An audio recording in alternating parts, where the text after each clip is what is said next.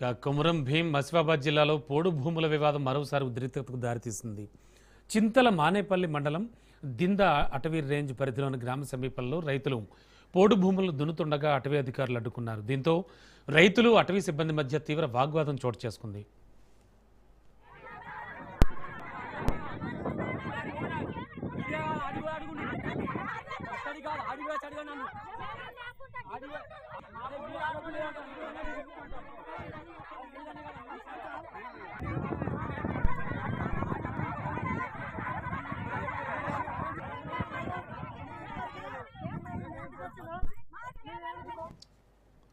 తాము ఎన్నో ఏళ్లుగా సాగు చేస్తున్న భూములపై ఇప్పుడు ఎందుకు అడ్డుకుంటున్నారంటూ రైతులు అధికారులను ప్రశ్నించారు.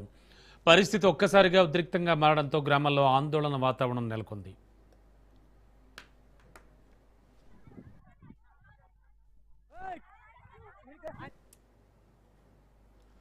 హైదరాబాద్లో నీట్ పరీక్ష